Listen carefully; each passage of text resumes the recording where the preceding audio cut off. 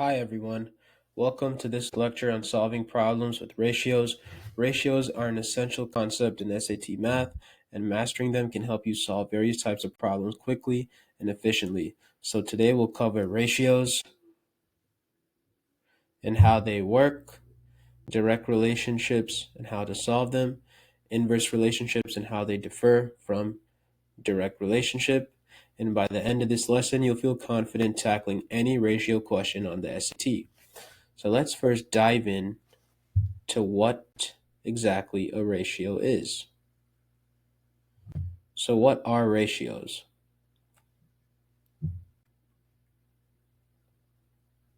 Oops.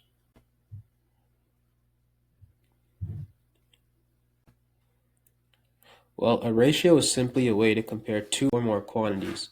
For example, if there are 2 apples for every 3 oranges, the ratios of apples to oranges is written as 2 to 3. Or it can be written as a fraction, 2 over 3. Now, this is the ratio of apples to oranges. This is not to get confused with the ratio of apples to the total, which in this case, for apples, it would be 2 to 5. Well, why is that the case? Because when you sum up the individual ratios of apples and oranges of 2 and 3, you're going to get 5 as the total. So therefore, the fraction that would represent the proportion that are oranges would be, 3 over 5. Okay, so that's one thing to keep in mind. And key points to remember is that ratios can compare part to part or part to whole relationships, just like right here and then right here and here. And also ratios can often be scaled up or down, much like fractions. For example, 2 to 3 is the same thing as 4 over 6, which is the same thing as 6 over 9, so on and so forth, because they're all going to reduce to 2 over 3. Okay? So that's a little intro into ratios. The next part that we're going to talk about is direct relationships.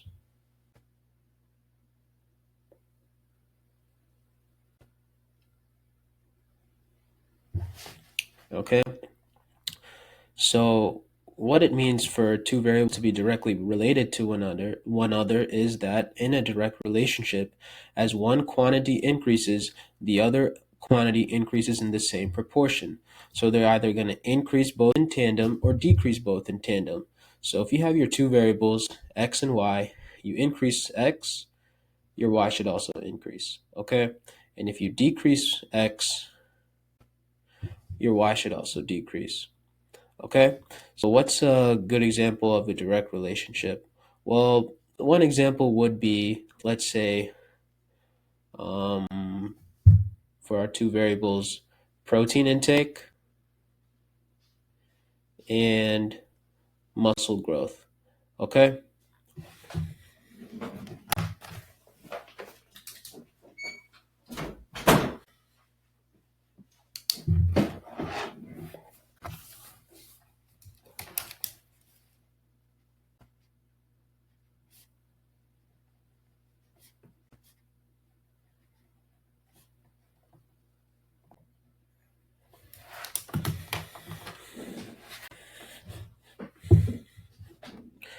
so if you're a regular at going to the gym or you've been working out for a while, you may have heard that, if you eat more protein, your muscle size is going to increase, which is true, right? A lot of biological research hints evidence towards that. Okay, so let's say a guy, he just comes home. There are two guys, right? Guy one, guy two, they both, hit the same amount of sets in the gym. Guy one comes home, all he has maybe is just some, candy, has no protein intake in it whatsoever. Okay, and now guy two, he has a lot of like turkey, chicken breasts, so he's taking a lot more protein, right? Who would you expect to have more muscle growth? Well, it'd obviously be guy two, right? Because muscle size is going to increase uh, in direct variation with protein because they're directly related. Okay, and hence if someone was to lower their protein, their muscle size would go down. And also one thing, a key point to remember about direct variation is that you're always going to have a constant ratio. Okay, so what does that mean? Is that P1 over M1, so protein and muscle growth at instance 1 is going to be the same as protein and muscle growth at instance 2. Okay, so let's say we have this guy, his name's Rick. He eats 10 grams of protein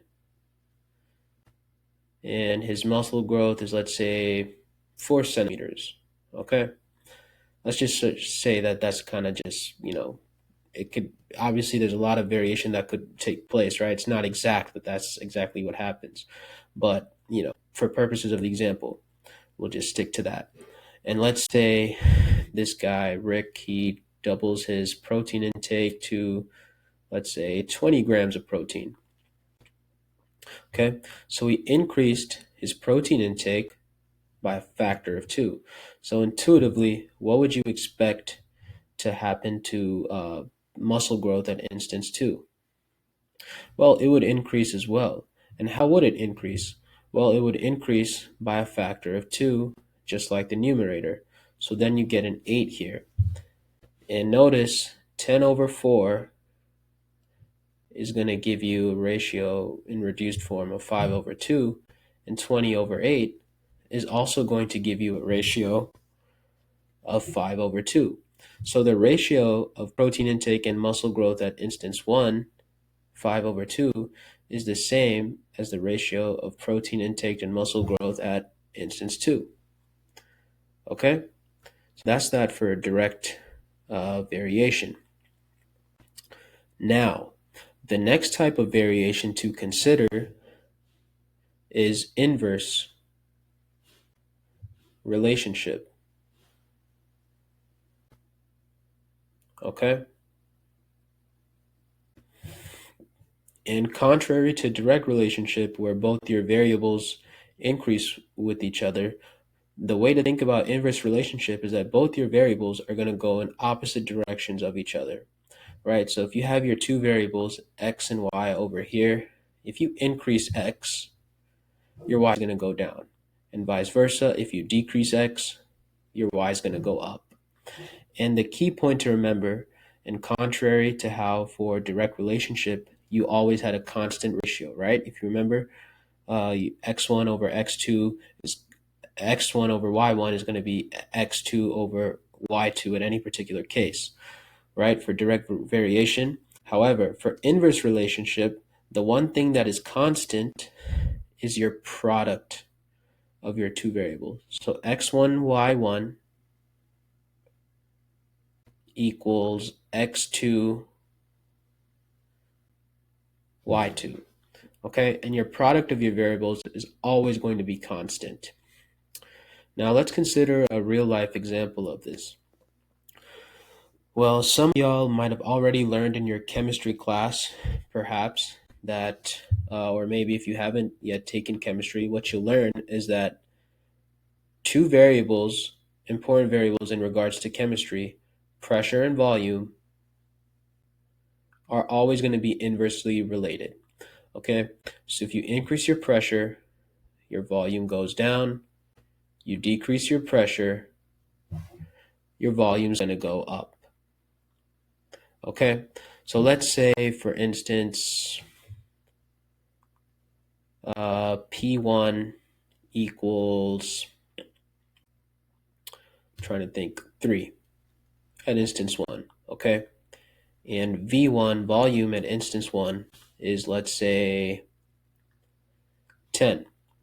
Okay, and let's say the question tells you on the SAT that the pressure at instance 2 is 15, right?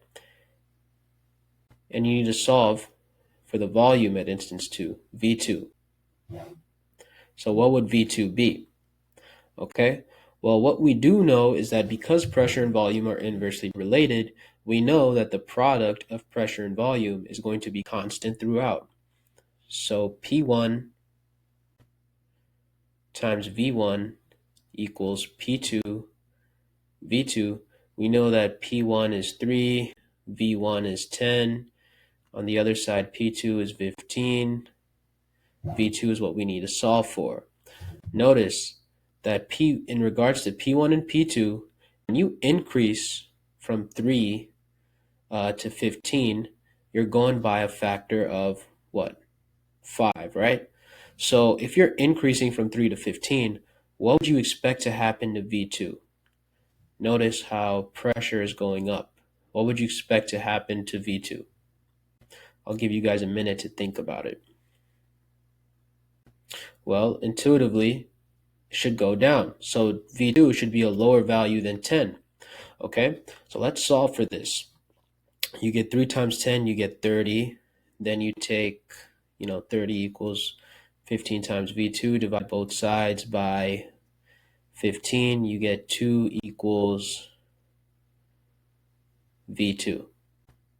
Okay, so then V2, once we solve for it, it's 2. And notice how 3 times 10 is equal to the product of 30, and 15 times 2 is also equal to the product of 30. So notice how the product stays the same for inverse variation. Okay, so that's a key point to remember in regards to inverse variation. All right, so now that we talked about inverse and direct variation, another type of scenario we need to deal with is when you have multi-ratios. Okay, so sometimes not all questions on your SAT are going to be, real easy problems where they just give you a ratio of 2 variables. Sometimes there might be more than 2. They might have 3 variables involved, okay? And you would need to find a particular number of elements from your ratio. So what do I mean? Well, let's show an example to show what I mean. So let's say you have a zoo, okay? It only has lions, tigers, and elephants. And the question maybe tells you that the ratio of lions to tigers to elephants in the zoo is 4 to 5 to 7, okay?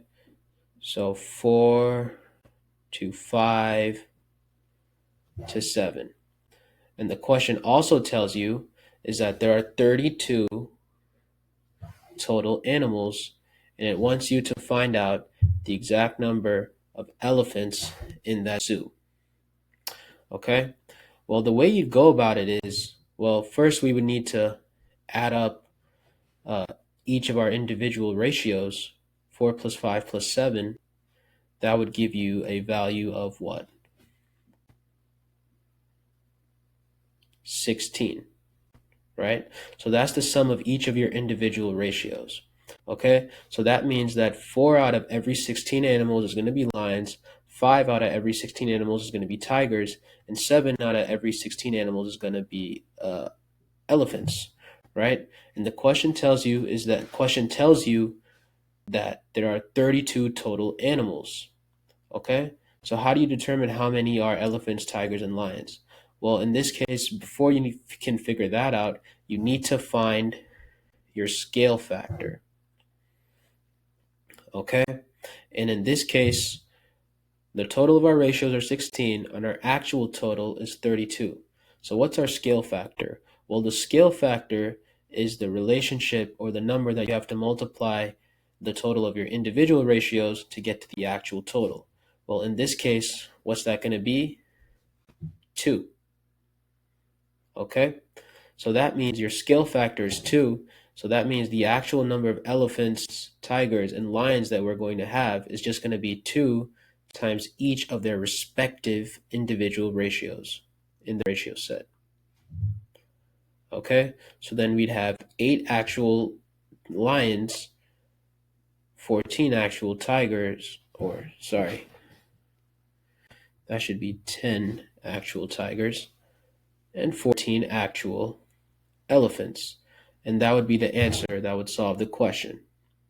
Okay, so keep this in mind whenever you're dealing with multi-ratios. The scale factor is very important. All right, now let's consider an example where we may have ratios of ratios.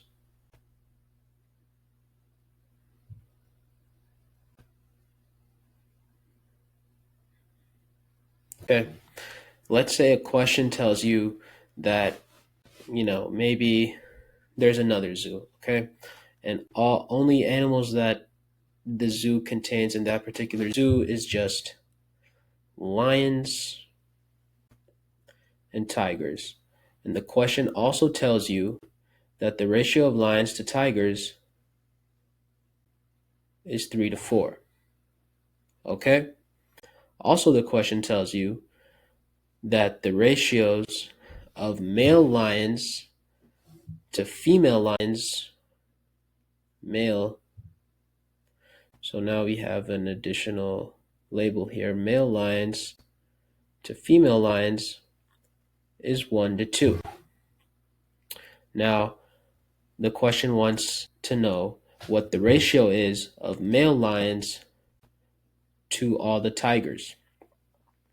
Okay, so off the bat, it's very complicated to figure out just from the ratio sets what the ratio is actually going to be, right? So it would help to assume a test number for the total number of animals. So then we could figure out how many exactly are lions, how many are tigers. Then from there, figure out how many are male lions, how many are female lions, and then we could figure out the exact number of male lions, exact number of tigers for that given total test value, and go from there. But you want to make sure you don't just pick any given test value for your total. For instance, let's say I have 100, okay, and I want to find the exact number that are going to be lions. Well, we know to find the number of lions, we have to take 3/7. Remember, it's 7 here because the ratio is 3 to 4, so that means 3/7. Three out of every 7 animals is going to be lions. So that's a proportion for lions. Multiplied times 100, you carry out this procedure, you're going to get a messy decimal, right? So the test number you want to plug in should be convenient. And the way you go about it is you take each of your ratio sets, okay? You have a 3 plus 4 over here, gives you 7. You have a 1 plus 2 over here, gives you 3. And you multiply them to get you 21, and that's going to be the test value you're going to use for your total. And why do you use 21? Because let's say if you take 3/7 of 21, right? And now let's say, for instance, what's the proportion that represents male lions? Well, it's just going to be 1/3, right? Because ratio is 1 to 2, so that means the ratio of male lions is 1 to 3, right? And if you take 1/3 over here, you're still going to end up with the whole number. You're not going to end up with a decimal number after simplifying this expression right here. So that's why we want to use 21 as our test value. Okay, so now given we have 21 as our test value, how many are going to be lions? Well, 3/7 of our 21 are going to be lions, so that means 7 goes into 21 3 times. You have 9 that are lions, and 4/7 of our 21 is going to be tiger, so 7 goes into 21 3 times, so you have 12 that are tigers. Okay, so 9 is the amount of total lions you have. Now, in regards to just the lions, for just that group, the scenario tells you is that the ratio of male lions to female lions is 1 to 3. So that means 1/3 of our 9 lions is going to be male, which in this case is going to reduce to 3. Now, if the question wants to know what the ratio of it is of male lions to tigers, well, it's just going to be 3 Oops, sorry about that. Just going to be 3 to 12, which is just going to reduce to 1 to 4. Okay? So when dealing with these types of questions, when you're dealing with the ratio of ratios, what you want to always remember is that you take the total of the total sum of each of your ratio sets, which in this case is 7 for this ratio set and 3 for this ratio set, multiply them to find out a test number of your overall total, where you can then go on from to figure out each of the particular ratios and even go further and figure out ratios of a subgroup. Okay, so that's how you would go about these questions. Now, some key tips to keep in mind when dealing with these types of questions is always simplify your ratios. 12/3, for instance, this 12 over 3 is going to reduce to 4 over 1, and set up proportions to cross multiply. And then for direct variation, remember your ratios of your variables is always going to be the same. And for inverse relationship, your products is always going to be the same. And for multi-ratio scenarios, you want to remember to always keep in mind what your scale factor is. In ratios of ratios, remember to choose a number, your lowest common multiple of the total of each of your ratio sets to use as your test function to take each of the respective ratios from that. Okay? So that's it for this lesson, y'all. See y'all in the next one. Bye-bye.